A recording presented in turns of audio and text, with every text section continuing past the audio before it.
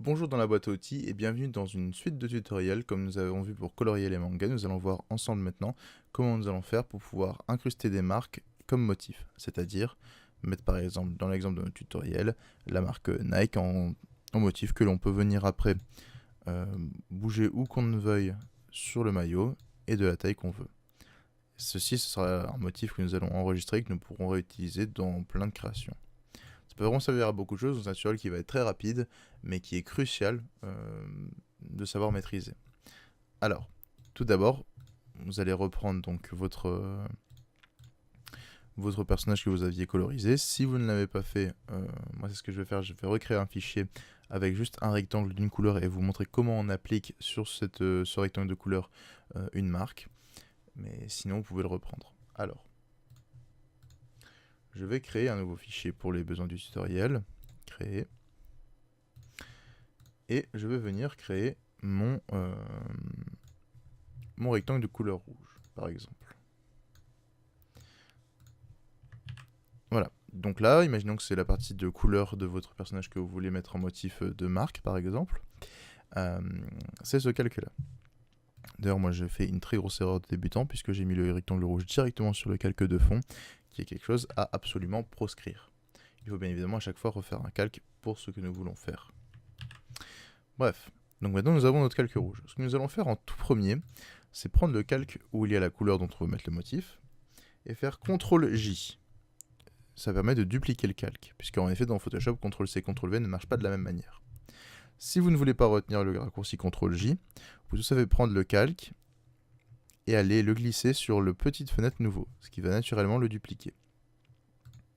Ce nouveau calque, ce que je vais faire, c'est que je vais aller dans Fond, et mettre 0%. Donc ici, aucune différence. Mais si je cache celui du fond, il a complètement disparu. Donc ce nouveau calque, qui est le duplicata de la couleur qu'on veut mettre, on met bien le fond à 0 et laisser le calque originel qui permet de changer la couleur à 100%. Pour l'instant, c'est un peu compliqué. Je vous demande juste de suivre et comme ça, après, vous allez tout de suite comprendre quand on aura appliqué le motif pourquoi il y a les deux calques et pourquoi il y a un fond à 0% et un fond à 100%. Une fois que j'ai fait ceci, je vais créer un nouveau fichier qui va servir en fait à créer le motif. Donc je mets fichier nouveau. Pour celui-ci, je vais quasiment tout le temps prendre un carré. Donc là, moi, je vais prendre 500 pixels sur 500 pixels. Vous pouvez prendre plus, mais c'est quelque chose que je recommande. Créer.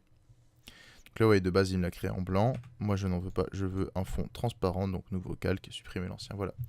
J'ai un damier transparent. Si ça va trop vite, encore une fois, n'hésitez pas à mettre pause dans la boîte à outils. C'est vraiment vous qui apprenez à votre rythme. Donc maintenant, je vais importer mon logo. Donc moi, par exemple, pour les besoins du tutoriel, j'avais pris le logo Nike Air sans aucune forme de respect pour la marque. Je vais venir le poser au milieu, par exemple. Je mets Entrée. Comme nous avons créé un carré, là, ça ne va pas. Il va falloir le resizer pour que ça fasse un rectangle et pouvoir le mettre. Le problème, c'est que pour pouvoir après bouger ou non le motif, il vaut quand même mieux le laisser dans une cellule carrée. Donc, soit on peut au choix le mettre en haut, Alt, venir le glisser en bas, lâcher Alt pour avoir nos deux. Soit on peut venir créer quelque chose de plus sympa. Donc, moi, ce que j'avais fait, j'avais mis CTRL-T. J'avais tourné un petit peu le logo. Entrée. J'avais dupliqué, donc, soit avec CTRL-J, soit Alt déplacé. Donc là, on va mettre CTRL-J. Voilà. CTRL-T. Le mettre dans l'autre sens afin de le retourner un peu en mode brise de Nice. Ça fait extrêmement stylé. Et voilà, j'ai mon petit motif perso. Une fois que j'ai terminé mon motif, donc toujours important de garder un fond transparent et de mettre le motif uniquement en blanc ou en noir. Je mets édition, utiliser comme motif. Je vais le nommer Nike LBAO. Ok. Je peux fermer sans sauvegarder, ce n'est pas grave, c'est naturellement sauvegardé dans les fichiers Photoshop. Donc nous revoilà avec le rectangle pour la couleur et le rectangle avec le fond 0 qui servira à accueillir le motif. Je prends donc celui où il y a fond 0, j'appuie sur FX et je mets incrustation de motif. Ici, je vais choisir mon Nike LBAO. Et là, vous allez voir, il est tout petit parce qu'il est à 6% dans l'échelle. Vous, de base, il sera sûrement à 100, ce qui fait qu'il sera trop gros. Et donc là, après, c'est à vous de gérer l'échelle que vous voulez avec la tirette. Si vous voulez les déplacer, vous pouvez le déplacer. En revanche, nous ne pouvons pas venir le tourner. Et donc c'est pour ça que c'est très important de créer le motif dans le bon sens. Sinon il y a une méthode pour le déplacer, mais qui est un peu plus compliquée, qui est un peu de la bidouille. Donc pour l'instant, contentez-vous d'utiliser dans le bon sens, ce qui se fait de toute façon en ce moment en flat design, donc ce n'est pas un problème. Et vous mettez OK. Et là, ce qui est intéressant, c'est que maintenant que nous avons bien travaillé et bien proprement créé nos deux calques, je peux à tout moment changer le rouge pour du bleu par exemple. Je prends mon premier calque rouge. Comme je vous l'avais montré dans le tuto colorisé, je fais CTRL U et je viens changer ma teinte histoire de pouvoir changer la couleur et vous voyez que le motif reste. Mieux encore, je peux également changer la couleur, mais je peux toujours à tout moment revenir sur l'échelle du motif en retournant dans le calque du motif, en rappuyant sur FX incrustation motif et à tout moment venir changer l'échelle. Et là on est vraiment sur du brise de Nice. Ce qui permet donc de mettre après en application avec notre cher ami A-Shield. Voilà.